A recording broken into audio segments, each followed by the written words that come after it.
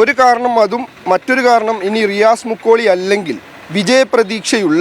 റിയാസ് മുക്കോളിയേക്കാൾ വിജയപ്രതീക്ഷയുള്ള മറ്റൊരു സ്ഥാനാർത്ഥിയാണ് വന്നെങ്കിൽ പോലും ഇവിടുത്തെ സാധാരണക്കാരനായ പാർട്ടി പ്രവർത്തകർ അത് അംഗീകരിച്ചിരുന്നു.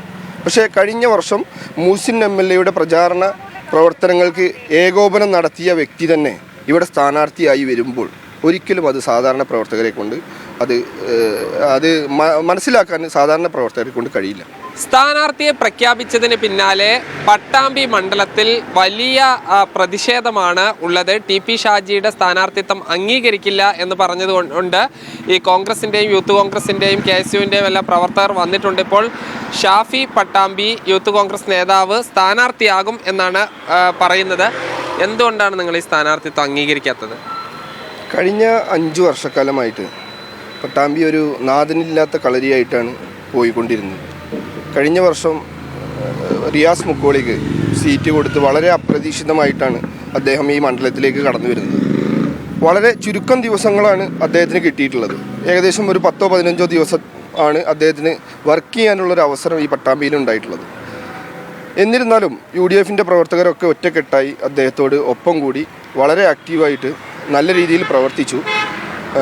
ഒരു പരിചയക്കുറവ് മൂലം, ഈ മണ്ഡലത്തിലുള്ളൊരു പരിചയക്കുറവ് മൂലം കുറച്ച് വോട്ടുകൾക്ക് പരാജയപ്പെട്ടു.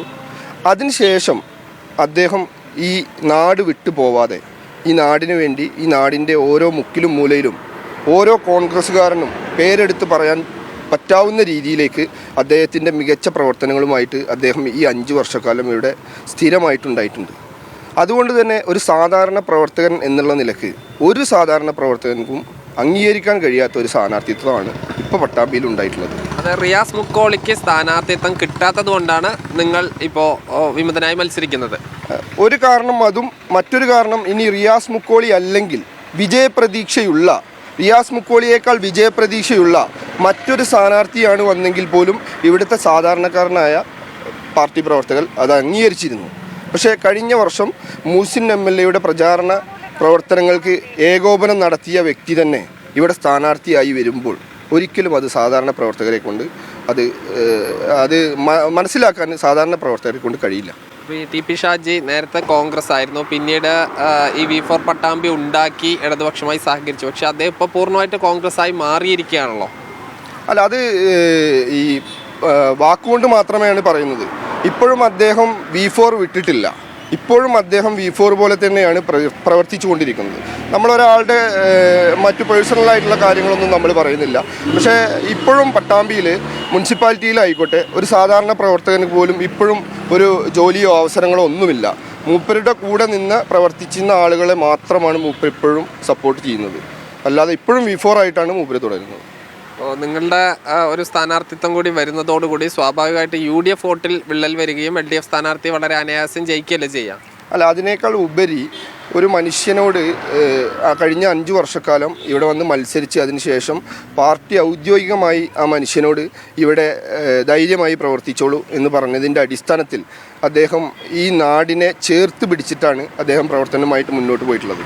അപ്പോൾ ആ മനുഷ്യൻ സ്ഥാനാർത്ഥി ആയില്ലെങ്കിൽ നമ്മുടെ നേതൃത്വം ഒന്ന് വിളിച്ച് സമാധാനിപ്പിക്കേണ്ട ഒരു ഉത്തരവാദിത്വം പോലും നമ്മുടെ നേതൃത്വത്തിന് ഉണ്ടായിരുന്നു. അതുപോലും ഈ നേരം വരെ ചെയ്യാത്തത് സാധാരണക്കാരായ പാർട്ടി പ്രവർത്തകർക്ക് സഹിക്കാൻ കഴിയുന്നതിലും അപ്പുറമാണ്. അതിനെതിരെ ഉള്ള പ്രതികരണവും അതിനെതിരെയുള്ള പ്രതിഷേധവുമാണ് ഞങ്ങളുടെ ഭാഗത്തു നിന്നുള്ളത്. നിങ്ങൾ ഷാഫി പറമ്പിലെ നാട്ടുകാർ കൂടിയാണ്? അല്ല, ഞങ്ങൾ സാധാരണക്കാരായ പാർട്ടി പ്രവർത്തകരാണ്. ഞങ്ങൾക്ക് മേലെ ആരുമില്ല. ഞങ്ങൾ ഇന്ത്യൻ നാഷണൽ കോൺഗ്രസിനെ സ്നേഹിക്കുന്ന സാധാരണക്കാരായ പ്രവർത്തകരാണ്. ഞങ്ങൾക്ക് നാളെ MLA ആവണമെന്നോ, ഞങ്ങൾക്ക് നാളെ മന്ത്രി ആവണമെന്നോ, ഞങ്ങൾക്കൊരു വാർഡ് മെമ്പർ ആവണമെന്ന് പോലും ഞങ്ങൾക്ക് ആഗ്രഹമില്ല. ഞങ്ങൾക്ക് ആഗ്രഹമുള്ളത് ഞങ്ങളൊന്ന് ഫോൺ വിളിച്ചാൽ അപ്പുറത്ത് ഫോൺ എടുക്കുന്ന ഒരു നേതാവ്, അല്ലെങ്കിൽ ഞങ്ങളൊന്ന് വിളിച്ചാൽ ഓടി വരാൻ പറ്റുന്ന ഒരു നേതാവ്, ഞങ്ങളൊന്ന് വിളിച്ചാൽ ഞങ്ങളുടെ കാര്യത്തിൽ ഇടപെടാൻ പറ്റുന്ന ഒരു നേതാവ്, അങ്ങനെ ഒരു നേതാവിനെയാണ് ഞങ്ങൾക്ക് ഇവിടെ ആവശ്യം. റിയാസ് മുക്കോളി പിന്നെ എന്തുകൊണ്ടാണ് അങ്ങനെയാണെങ്കിൽ നിങ്ങളുടെ ആവശ്യപ്രകാരം മത്സരിക്കാത്തത്? മനസ്സിലായില്ല. ഈ റിയാസ് മുക്കോളിയുടെ ഒരു പ്രശ്നമല്ല നിങ്ങൾ കാര്യമായി ഉന്നയിക്കുന്നത്. അദ്ദേഹം എന്തുകൊണ്ട് ഇവിടെ മത്സരിക്കുന്നില്ല? അദ്ദേഹത്തിന് സീറ്റ് നിഷേധിച്ചുകൊണ്ടാണല്ലോ അദ്ദേഹം മത്സരിക്കാത്തത്. ഇപ്പോൾ ഈ ഷാഫി നിങ്ങൾ മത്സരിക്കുന്നുണ്ടോ? അതേമാതിരി ഒരു വിമതനായി മത്സരിക്കുന്നില്ല? അല്ല, അദ്ദേഹം യഥാർത്ഥ കോൺഗ്രസ്സുകാരനാണ്. അതുകൊണ്ടാണ് അദ്ദേഹം ഒരു ഭീഷണിയുടെ സ്വരം പോലും അദ്ദേഹം ഇതുവരെ രേഖപ്പെടുത്തിയിട്ടില്ല. ഒരു പക്ഷേ ഞാനുമായിട്ട് ബന്ധമുള്ള ഒരു നേതാവാണ്. അദ്ദേഹം ഈ കാര്യത്തിൽ എന്നെപ്പോലും സപ്പോർട്ട് ചെയ്യാൻ സാധ്യതയില്ല. കാരണം ഞങ്ങൾക്ക് അറിയാവുന്ന നേതാവാണ്. അദ്ദേഹത്തിന് വലുത് പാർട്ടിയാണ്. ആ പാർട്ടി പറയുന്ന കാര്യങ്ങളൊക്കെ അദ്ദേഹം നോക്കുന്നുണ്ടാവും. പക്ഷേ ഞങ്ങളുടെ അവസാനത്തെ പ്രതീക്ഷയായിരുന്നത് പട്ടാമ്പി മണ്ഡലം ഞങ്ങൾ തിരിച്ചു പിടിക്കുമെന്നുള്ള ആത്മവിശ്വാസത്തിൽ പണിയെടുത്ത് വന്നതാണ്. അതിൻ്റെ ഭാഗമായിട്ടാണ് ഈ നിയോജക മണ്ഡലത്തിൽ 5-6 പഞ്ചായത്തുകൾ നിങ്ങൾക്ക് മനസ്സിലാവും. മുതുതല പഞ്ചായത്തൊക്കെ കേരളത്തിൽ തന്നെ ചർച്ച ചെയ്യപ്പെട്ട ഒരു പഞ്ചായത്താണ്. ആ പഞ്ചായത്തടക്കം വളരെ കൃത്യമായിട്ട് ഞങ്ങളെല്ലായിടത്തും വളരെ ആത്മാർത്ഥതയോട് കൂടിയിട്ട് ആത്മവിശ്വാസത്തോട് കൂടിയിട്ടാണ് ഞങ്ങളുടെ പ്രവർത്തകർ മുന്നോട്ട് ഇറങ്ങിയിട്ടുള്ളത്. അപ്പോൾ എല്ലാം കൊണ്ടും അനുകൂലമായ ഒരു സാഹചര്യമാണ് UDF ഉള്ളത്. നിങ്ങളുടെ ഒരു സ്ഥാനാർത്ഥിത്വം വരുന്നതോടുകൂടി UDF ഒരു സീറ്റല്ല നഷ്ടമാകുക. പാർട്ടി മനസ്സിലാക്കേണ്ട കാര്യമാണുള്ളത്. ഒരു മനുഷ്യനെ 5 കൊല്ലം ഇവിടെ പ്രവർത്തിക്കാൻ വിട്ടിട്ട് കഴിഞ്ഞ പ്രതിപക്ഷ നേതാവിൻ്റെ പുതിയുഗ യാത്രയടക്കം പട്ടാമ്പിയിൽ വന്നപ്പോഴും പ്രതിപക്ഷ നേതാവ് അടക്കം പറഞ്ഞത് റിയാസിൻ്റെ പ്രവർത്തനങ്ങൾ നല്ല രീതിയിൽ നടക്കുന്നുണ്ട് എന്നുള്ളതാണ്. അപ്പോൾ അത് വിശ്വസിച്ചിട്ട് മുന്നോട്ട് പോയ സാധാരണക്കാരായ പ്രവർത്തകരാണ്. ഞങ്ങൾക്ക് അതിനെ പിന്തള്ളാൻ കഴിയില്ല. ഞങ്ങളെപ്പോഴും അദ്ദേഹത്തിൻ്റെ കൂടെ ഉണ്ടാവും. എന്ത് വന്നാലും ഞങ്ങൾ ഇതിനെതിരെ പ്രതികരിക്കും. അങ്ങനെ നോമിനേഷൻ കൊടുക്കുന്നത് എപ്പോഴാണ്? തീർച്ചയായും അടുത്ത ദിവസങ്ങൾക്കുള്ളിൽ ഞങ്ങൾ അതിൻ്റെ പ്രവർത്തനവുമായിട്ട് മുന്നോട്ട് പോകും.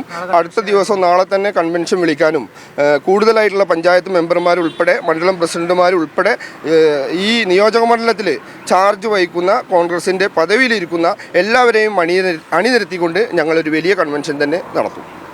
എന്തായാലും ഈ പട്ടാമ്പിയിലെ വിമത നീക്കം കോൺഗ്രസിനും UDF വലിയ തലവേദനയാകുമെന്നതിൽ സംശയമില്ല.